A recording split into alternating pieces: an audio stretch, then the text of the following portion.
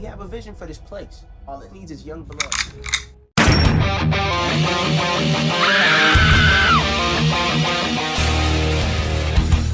Hello bitches, my name is Stevie Cade and welcome to Film Trigger. Today we are going to dive into the Texas Chainsaw Massacre 2022 movie that just came out on Netflix. I had recorded a review that was supposed to come out last Sunday, and long story short, I lost it. If you can't tell, I got a better quality camera out of the whole situation, which is what we're shooting in right now. That's right, Film Trigger coming at you in 4K. Now I can be in high def while looking ridiculous. Before we jump into the review, if you could head down to the like, thumbs up, subscribe button, and the little bell ding thing so you get notified every time I upload a new video. If you don't do it, they won't notify you. You won't know when I upload a new video because YouTube hates people. So without further ado, let's dive into my review for the Texas Chainsaw Massacre.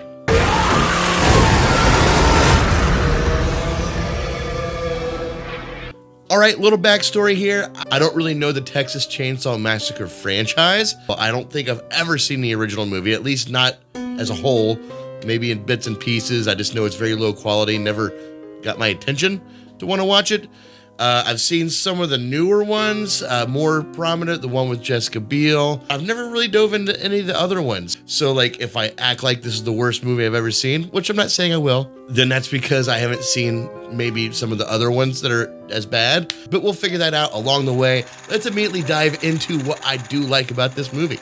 The use of the character Leela, a school shooting survivor in this situation, is unique. It really opens up a dialogue of the current state that our country is in, maybe even the whole world is in right now. But not only that, it actually is the only real character development we get in this movie, is with this Leela character. She is the most developed. She has a journey from the beginning to the end, and you see the cause and the effects of everything that leads up to the end of the movie.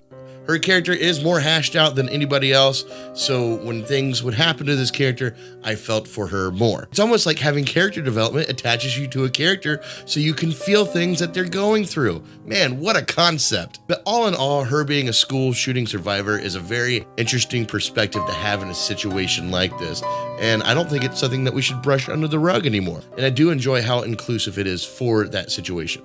The kills are gory, they're morbid, they're dense. If you like a good blood flood, this movie delivers. Oh, fuck. It does lose some points for creativity because it just blatantly steals from Halloween Kills in quite a few shots, but it doesn't take away from the overall awesomeness that is all this gore that's happening in this movie. This movie produced a solid 80s style slasher, which is something that's great. It's the golden years of slashers. Why wouldn't we love it? It's a crop of young, unexpected victims with no real chance of escape. And this movie would have held on its own very well in the golden age of slashers. But we're not in the golden age of slashers anymore. It does a decent job to try to modernize this concept. Try anything and you're canceled, bro. But is that enough? Not in my opinion. So let's move right along with what I'm on the fence about when it comes to this movie. Just because we haven't seen a solid 80s style slasher movie for a very long time, it doesn't mean that this movie is unique or creative. It actually means it's a paint by numbers movie. And I hate to bitch about this because it was fun for that concept, but I've seen it before. So like, are we just going back to that? Are we just going back to the 80s slashers? As good as that sounds, I don't think that's enough. I think we deserve more as an audience. I think we've evolved to want more as an audience. A perfect example of this, and one of the reasons why I was so excited for this movie, is the fact that Fede Álvarez is attached to it. He was the director of one of my favorite remakes of all time, and that's Evil Dead. It's a prime example of how to reimagine a slasher concept in a modern age while not doing a paint by numbers concept. And it also steps up the slasher game. It's literally one of the bloodiest movies I've ever seen. Face on this, motherfucker!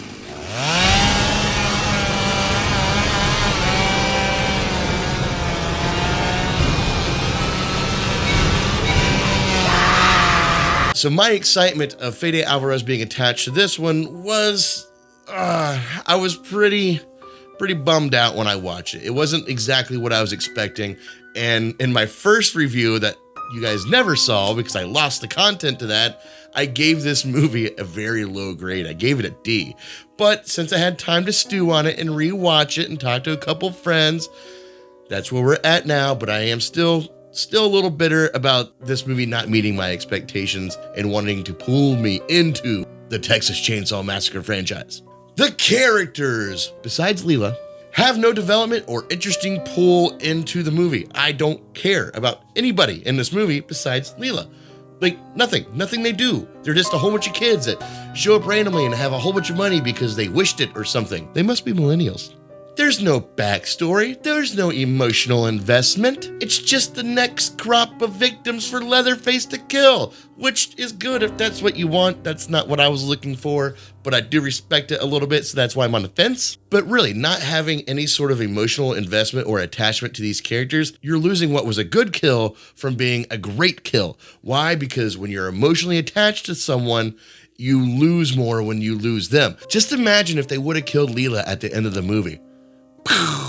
Everyone would have lost their freaking minds because you were emotionally invested into that character. Everyone else who died, fuck them. No one cares about them. The cinematography looks great. It's an overall well-framed film, vibrant complementary colors, and spooky lighting. But it doesn't feel like a horror movie. It doesn't feel like a rated R horror movie or a slasher even. Just the way that it's shot and how vibrant the movie is, it feels like it should be a family-friendly horror movie, like Scary Stories to Tell in the Dark. Even go a little further down on the horror peg, it's actually more like Ghostbusters Afterlife. I felt like Ghostbusters Afterlife and this movie were like shot at the same time by the same people, same crew, same cameras, same everything. Except one had a really good story and this one, being the latter, does not. Even though I did like the cinematography, I found it to be elementary to the movie I was watching. I expect a little more mature cinematography. Does that make sense? This cinematography looks more bright and fun, and this is supposed to be a dark and scary movie, so it just doesn't quite connect for me. Moving right along with what I don't like about this movie. The story is shit. I mean, it's not there. There's no story at all. Nothing. And that's not okay with me. As I said before, we deserve better as an audience to have a good story be told to us while we're watching an awesome slasher. It's not too hard to ask. They're making these movies for us to pay and watch them. Why do we want a subdued story just for slasher content? Why can't we have both? Why can't we have peanut butter and jelly? I personally like to pretend I'm in the world that I'm watching so I can become emotionally wrapped into this story and feel for the characters and what happens to them and the journeys they go on. This movie didn't quite do that with me. I was just sitting back eating popcorn, watching people get killed, which is great. The kill scenes were awesome, but I can't immerse myself into the movie if I can't get too involved with the characters, and I can't get involved with characters that there's no story behind. There's no real development. There's no nothing. There's nothing for me to attach to. And the small story that they try to tell in this movie, it just doesn't work. Number one, this is a blatant ripoff of Halloween Kills. Just the entire 40, 50 years later, old gritty lady trying to kill the guy that killed her friends a long time ago. 50 years I've been waiting for this night. Just to see him again. Who? Leatherface. Sally Hardesty being a discount Laurie Strode, which is what I said when I did my trailer reaction. I knew exactly what that character was going to be, but she didn't deliver like Laurie Strode. No, she had all the angst, all the years of aggression, all the pent-up revenge that she wanted to get on this character, but none of the badassery that Laurie Strode has. But she has nothing to add in the story. She just shows up, hey, I'm here to kick some ass and take some names, and then I don't think she does either. I don't think she kicked any ass or took names, to be honest with you. She's just there because of the past and shit. And on top of that, there's no real reason for this to be a direct sequel.